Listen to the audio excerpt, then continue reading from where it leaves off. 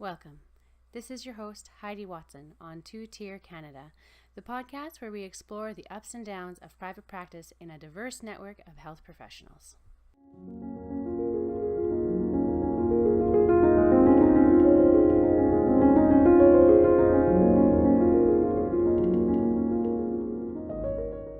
Welcome back, everyone. This month I was super excited to interview a friend of mine. Vanessa is a certified exercise therapist working in her own private business. She went to school at the University of Saskatchewan in their kinesiology program and returned back to small town Saskatchewan. This means that she has to be creative in the health programs that she runs because she has to meet a diverse group of health conditions in a smaller population base.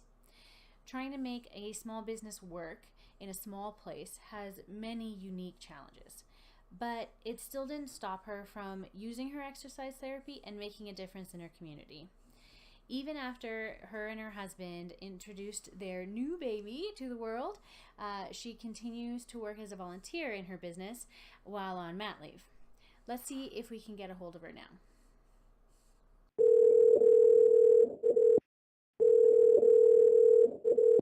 Hello. Hello, how are you? Pretty good. How about you? Good.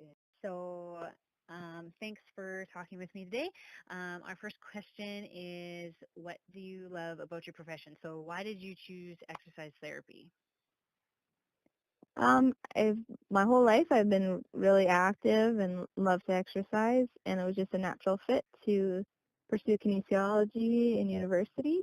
And then from there, I decided to just pursue um, continuing that. I really enjoyed with exercise therapy. I'm more in with dealing with people with chronic conditions. I really like people I'm dealing with people that need exercise to improve their health more than fitness or image or um, like for athletes. So I've really enjoyed working with people that see the benefits for their health, and yeah, that's kind of what led me to that. Do you find that lots of your classmates and like other kinesiologists ended up in more of those like fitness and appearance kind of jobs? No, I would say most of my class applied for physical therapy, so they did go in the in the therapy realm. Um, Lots of them actually went on to be doctors or nurses, teachers, like I said, teachers. Like it's a very broad degree, that's for sure. And then there's the administration side, so you can be in sports and recreation. And then obviously you have like your um, personal trainer, sorry, um, human high performance realm. So yeah, there's lots of areas, and I felt like my graduating class went into all those areas. Oh, so it's pretty like all over the place that there's lots of different Yeah. types. Yes. So, did you know that you were going to do when did you find out about kinesiology? I didn't or I decided actually in my grade 12 year we had a career fair at our high school, and I either wanted to go into kinesiology or a travel agent. So I thought I would try the university route, and I went into that. When I went into kinesiology, I was really looking at physical therapy, Uh-huh. but I did what's it called? A practicum in cardiac rehab, and I loved it like way more. And so I decided not to pursue physical therapy and take my certificate in it's called exercise physiology. Yeah. Okay. Um, and so, like, the cardiac stuff is still a passion, isn't it? Like, Yeah, to do that stuff. yeah, obviously I've moved to small town Saskatchewan, so I can't really specify in just cardiac rehab. So I've broadened and have all chronic diseases in part of my business, but cardiac's still really intriguing to me, and I obviously have some heart clients in my class. So yeah. So you mentioned this class.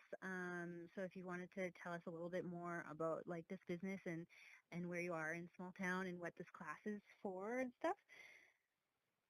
Yeah, so I moved to a small area in Saskatchewan, And before that, I was working in a health region and providing classes for cardiac and pulmonary rehab, and which are the main ones kind of offered with health regions. In my area that I moved to, there was nothing offered in the region, so I thought I would take advantage of that because it was a passion of mine. And so I just run mostly exercise classes for people with chronic disease, like any type of chronic diseases. All my clients are referred by the local doctors, so I have a referral form for the local doctors to attend my class. Um, and then another big thing for my class is because I came from a health region program, which was free, I found it kind of hard to offer like full fee private class in a small town. So I went and talked to local businesses and especially our local hospital foundation and received some funding to help decrease the cost for the clients. Nice. What was that like? So Was it really like intimidating to approach those kind of people? Like, did you have to psych yourself up for that ask, or?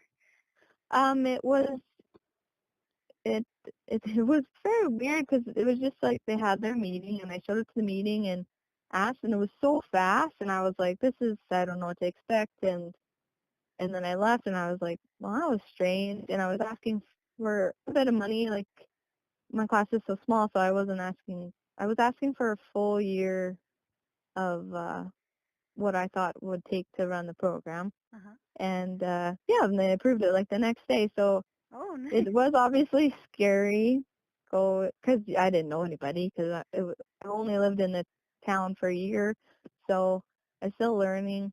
And yeah, no, it was really fast, and they're really eager. It it took no time at all.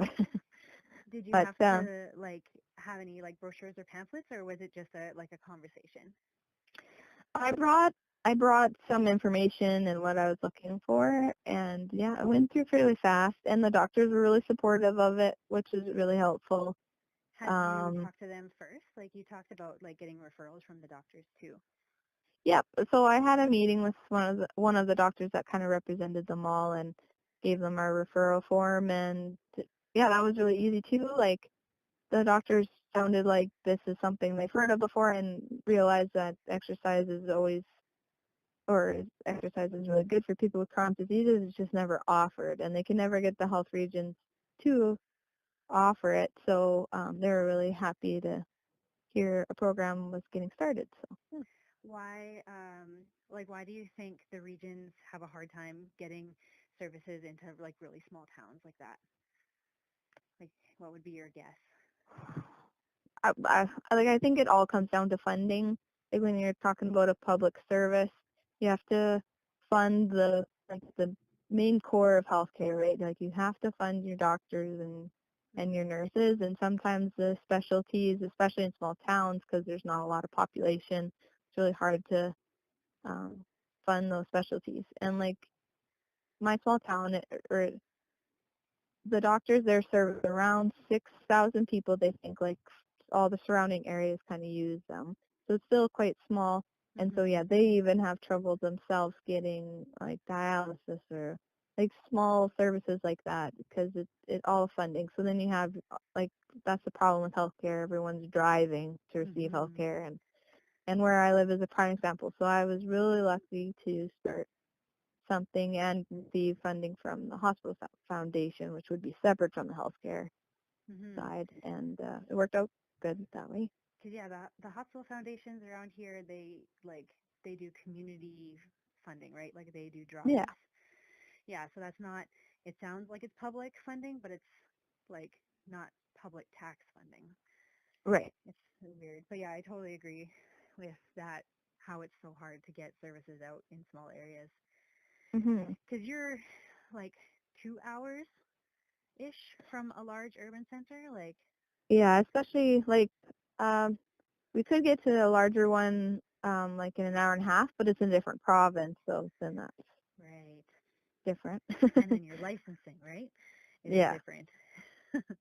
So under my profession, I'm technically not licensed. I'm certified. So that's Certified. why, yeah, always have to get. That's why it's nice for me to get doctors' referrals, just because these people are sick, right? So I need because I'm not licensed, I can't approve to exercise on myself. Then I get the referral from the Oh, doctors. like so for then once the doctor refers, then you know it's safe, Yeah, like for them to I do it. have my own insurance, just like an OT would have. Mhm. But we're technically not licensed. We're trying to, but we're not there So it's yet. certified. Got Yeah, certified. Yeah. it. um. So how did you end up like transitioning to private? Like, was it just like a jump in, or like was it with like the situation of your family, or? Yeah, like I just I moved here and there was no public jobs available, so I created a job for myself. So that's the only way you can do it is private. Nice. So I didn't just give up. I wanted to keep using my therapy. I worked in it for 3 years, and I really enjoyed it. And I'm like, why would I give up a career that I liked? So I just had to make some changes, and it's been nice, right? Because I control it now. Obviously, the downfall is it's smaller. I don't have full time work, um, but um, But how long have I you been think doing I it? could.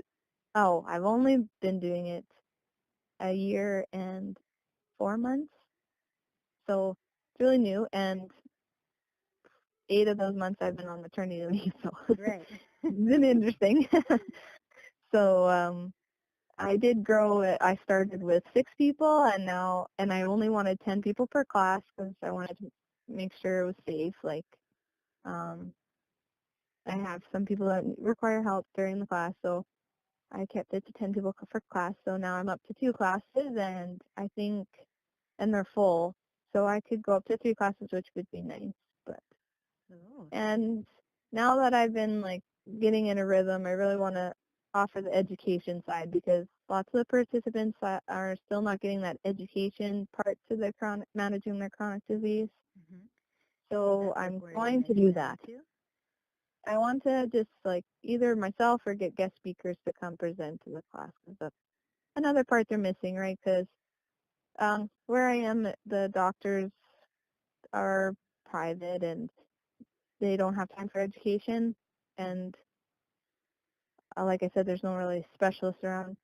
And there are some like good resources for diabetics and starting to get some better resources for COPD. But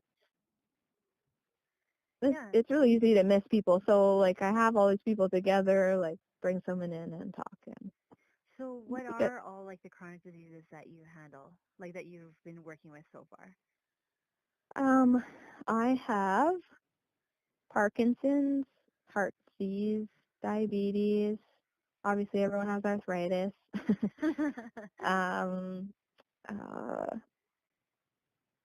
what's that? I have a very rare disease, and I always forget the name. But Sorry. like, so that's where you have like all this diversity, right? And so Yes. all these people are able to mix together Yeah, and and able to manage COPD. you And still. yeah, it is. That's why the education part's tricky because I've asked some people to come talk already, and they're like, "Well, I'm specific in just COPD." I'm like, "Well, that's 3 out of my 20 people, right? Like, what are the Mhm. other ones gonna learn?"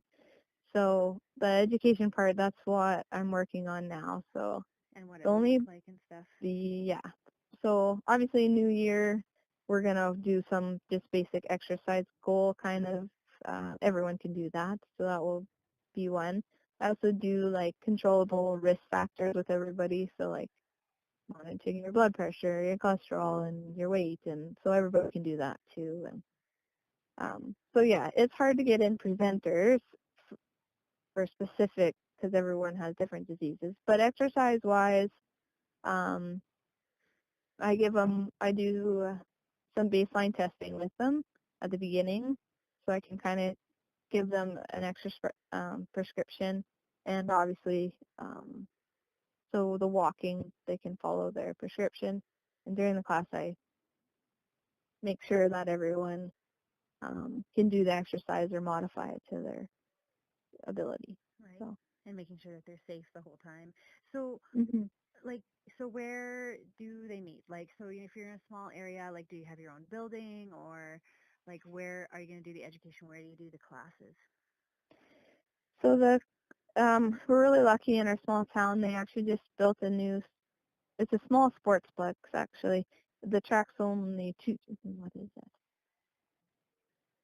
It's not it's not even 200 meters around. I can't, it's a small walking track, and then there's a space in the middle that we can do our exercises in, and then they walk.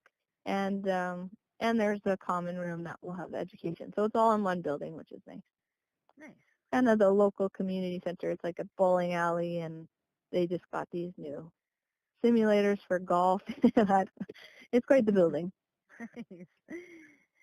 Um, so do you find that you're pretty like involved with your community now? Like you've only been there a little while. Like is that something with small towns or? Um, I'm glad I can contribute. Oh, especially I've actually run into the problem of turning people away because they don't have a chronic disease. In my Oh.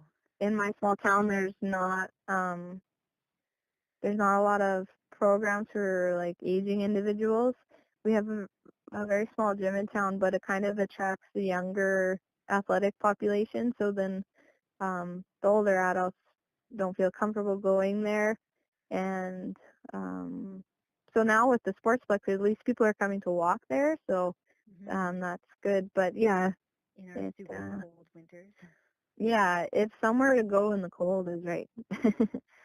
It's easy to stay active in the summer. So you're still on a mat leave, right? Yes. Kind of.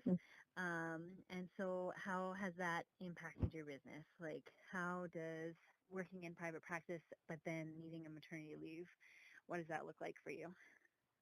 So yeah, with my program, right, it's not full time, so I was still working public. So then I went on maternity leave with my healthcare job, and I was lucky enough to find a summer student to run my private program for the first three months of my maternity leave. So that worked out really well. I was very lucky.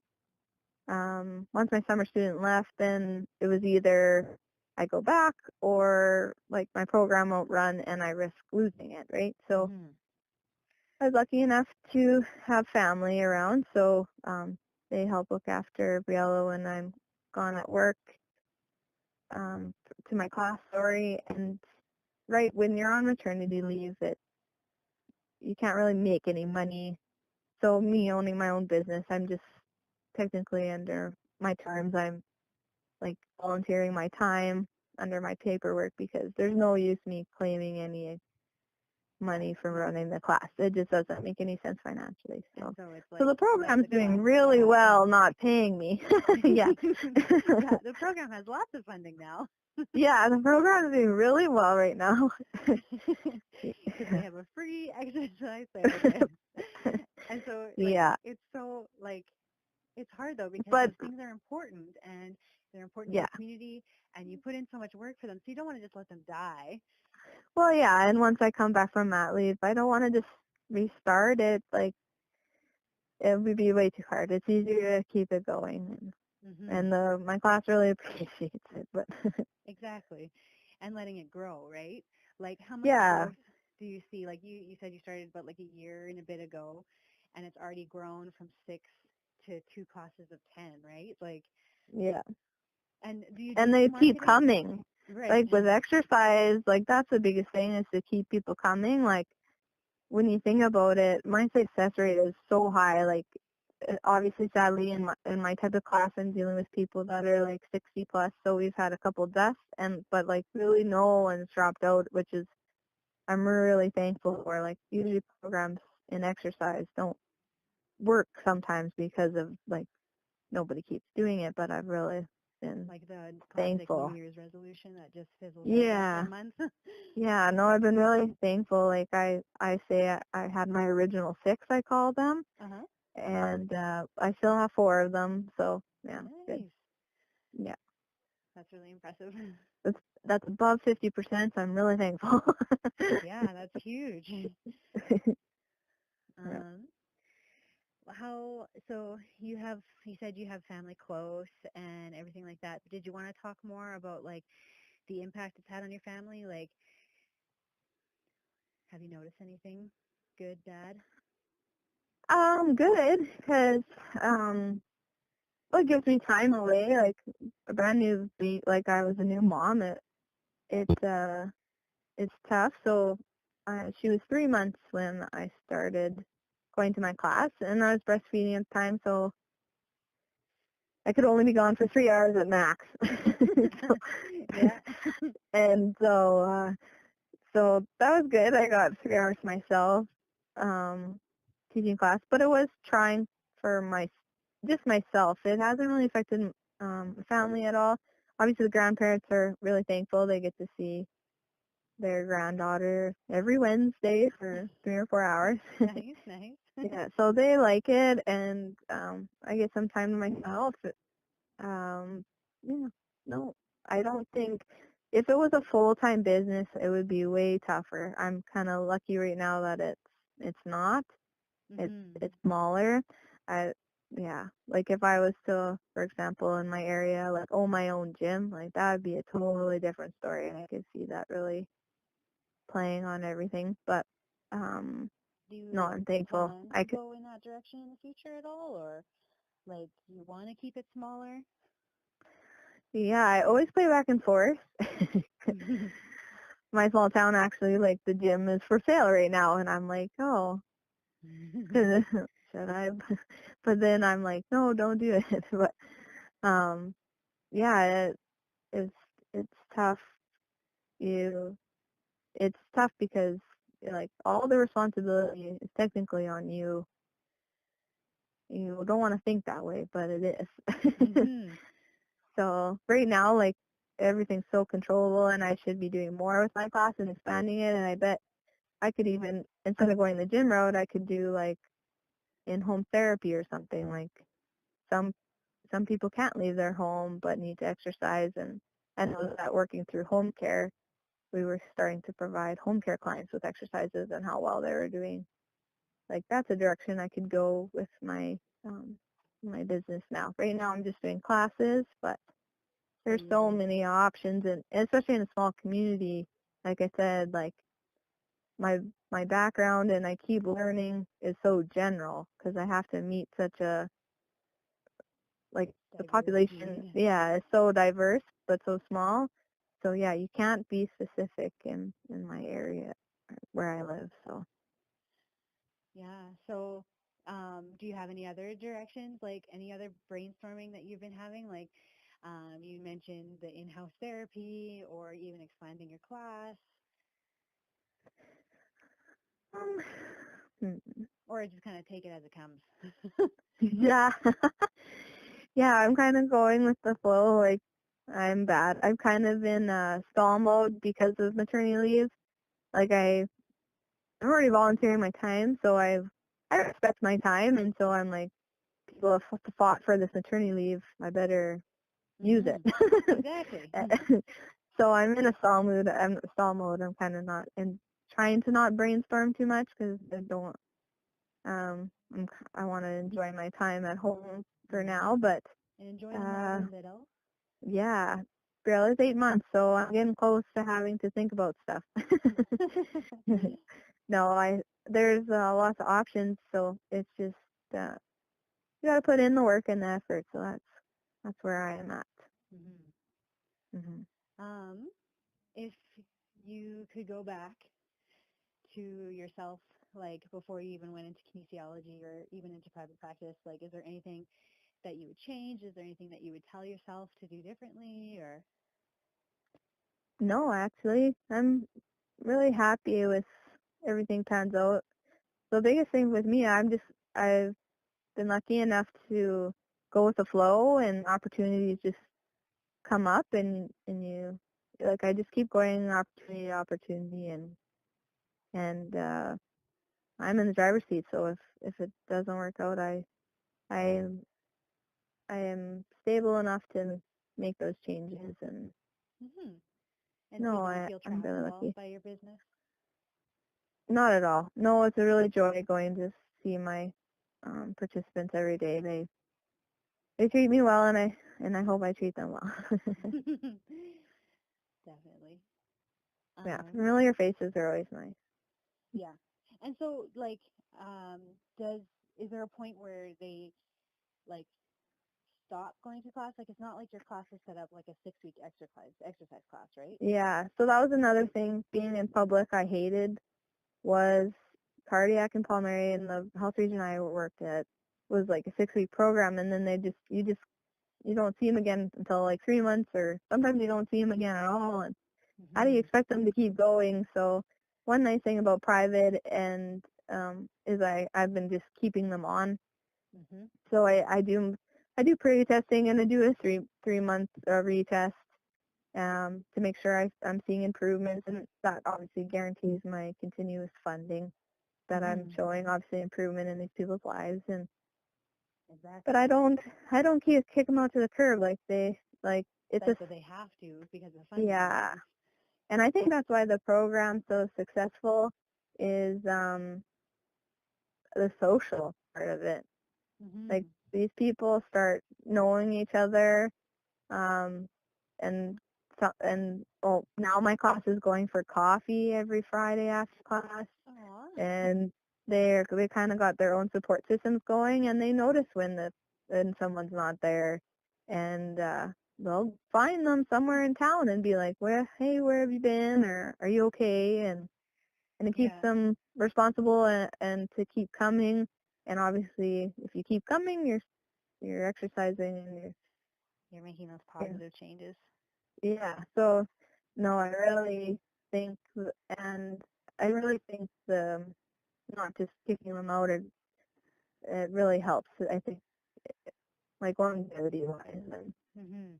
Because like in a small town, where else are they gonna go, and how else are they gonna get that kind of movement, right? If they're retired and they're not snowbirds, yeah, what other and options do they have? yeah, and some of them their chronic condition is still so bad, um like some of my COPD clients, like they need my portable spirometry like every time they're with me because it tells them when their oxygen's too low and they need to stop. Ooh. So if they were to go on their own, like they wouldn't know what their oxygen levels are and they wouldn't be exercising safely. So yeah, Do you I have any think. other like specialized equipment that you had to get to run your private practice? I actually just got a blood pressure machine, just like a Manual one or I electronic? w- electronic. Sorry, thanks. Mm.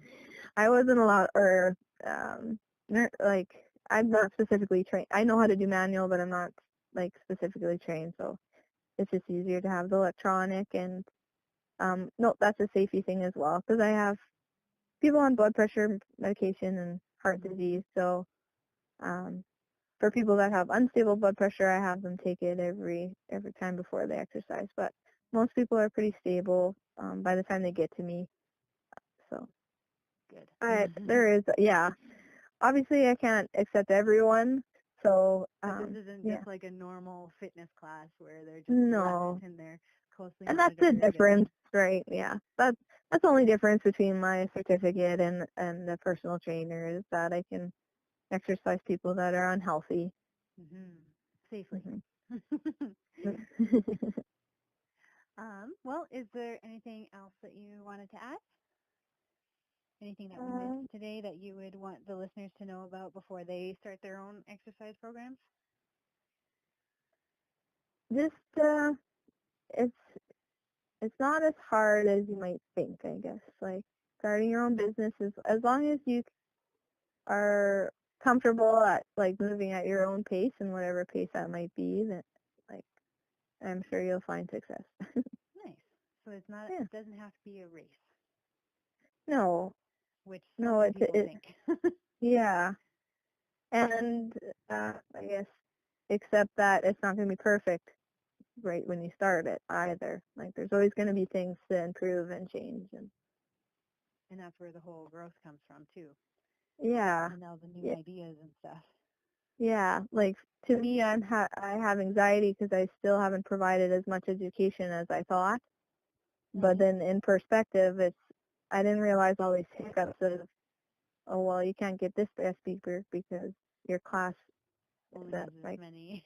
yeah, and your class like so I had to adapt and change a little bit. So And get creative. obviously for me, next step for me too, plus the education, is to go back and see if I can get more funding, right? Right Mhm. now I'm doing okay. But right, there will be a time when I have to go back, get more funding.